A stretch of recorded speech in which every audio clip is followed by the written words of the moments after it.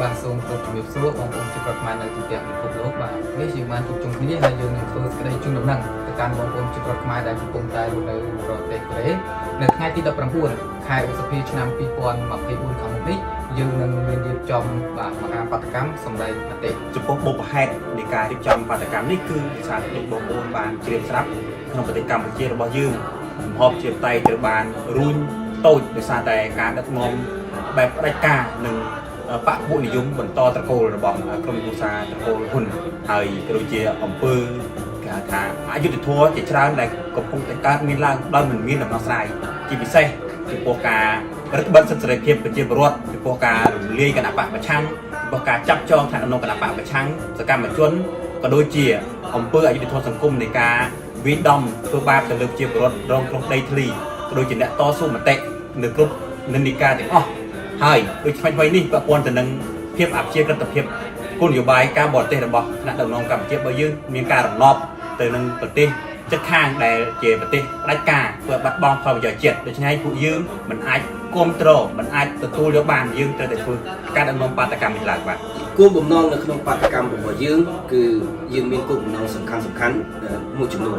ដែលសំខាន់ជាងគេនោះគឺយើងទាមទារឲ្យរដ្ឋាភិបាលនៃប្រជាជាតិកម្ពុជា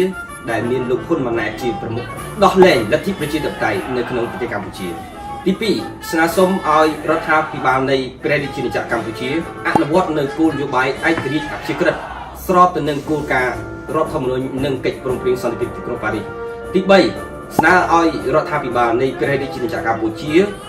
ដោះស្រាយនៅវិបត្តិសង្គមនិងនយោបាយដែលរួមមានការដោះលែងអ្នកទោសនយោបាយជាដើមឡើយដូច្នេះសូមគ្រប់អញ្ជើញបងប្អូនទាំងអស់ចូលរួមឲ្យបានច្រើនកកដើម្បីស្នើទៅម្ចាស់ហត្ថលេខីដើម្បីជំរុញទៅរដ្ឋាភិបាលសប្តាហ៍នេះឲ្យដោះលែងលទ្ធិប្រជាធិបតេយ្យនៅក្នុងប្រទេសកម្ពុជាហើយនេះក៏ជាឱកាសមួយដើម្បីបងប្អូនទាំងអស់គ្នាបានចូលរួមបាទគុំសម្លេងគ្នាដើម្បីដាក់សម្ពាធទៅរដ្ឋាភិបាលឲ្យគិតគូរពីបញ្ហាជាតិចូលរួមឲ្យបានច្រើនកកនៅថ្ងៃទី19ខែឧសភាឆ្នាំ2024ដោះលែងប្រជាធិបតេយ្យនៅប្រទេសកម្ពុជាដោះលែងដោះលែងដោះលែង